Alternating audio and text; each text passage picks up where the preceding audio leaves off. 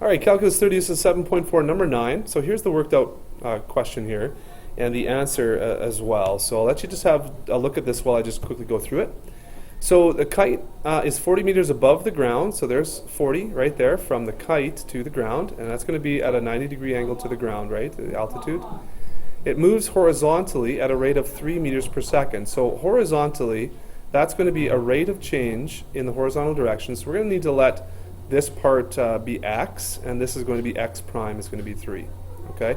So notice we have a triangle, and we're going to let this part of the triangle equal x. And so x prime is going to be the rate of change that it's moving horizontally. So this thing is moving horizontally up here.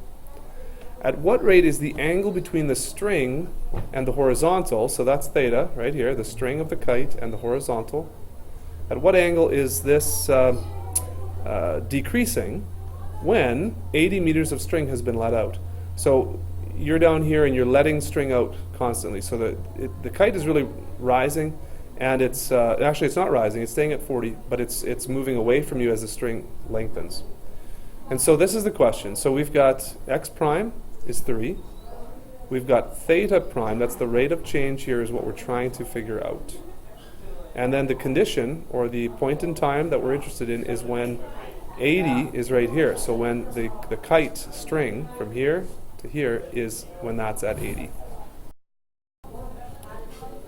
So what we want to do is we want to set up an equation that relates x and theta. Okay, so that's the equation that you're going for, something that relates x and theta. And of course, because this is a right triangle, I've got theta, I've got the opposite side, and I've got the adjacent side here. So oa, toa, that's SOHCAHTOA tan. So tan of theta equals 40 over x. That's where you start. And I would suggest that you manipulate this so that you don't maybe have quotient rule, and you know what the derivative of cotan is, and so on. So I changed it to x equals 40 times cotan theta. So there's no quotient rule. This is just a constant. So when you take the derivative here, now you get the derivative of x with respect to time is x prime. The derivative of 40 cotan theta is 40 times negative cosecant squared theta. Now there's the negative, and there's the derivative of cotan. And then, of course, because this is dt, you have to multiply, so you have to do a chain rule there. So there's where you get that middle part. So once you've got that derivative, now you can take a step back and say, okay, do I have x prime? Yes. I'm going to fill that in as 3. Do I have theta at the point? Well, do I have theta? Well, I don't have theta. I'm given what this part is. I'm given this length is 80. So that's when you go over to here now. When h is 80, you know that, okay, there's a 40 there, and this is 80, okay? So then you can find out what the angle is at that point in time. So what's the angle when the height is 40 and the string is 80? Well, sine of theta equals 40 over 80. That theta is pi over 6.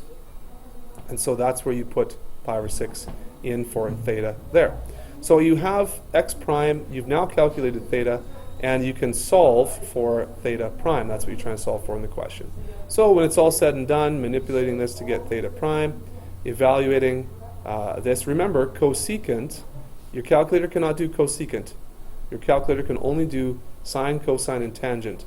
So cosecant squared theta is the same as 1 over sine squared theta. This is what you have to do on your calculator to evaluate. When you get that, remember that your units for angles, when we're doing this kind of stuff, is always radians. And the time that's been given is going to be seconds, so it's radians per second.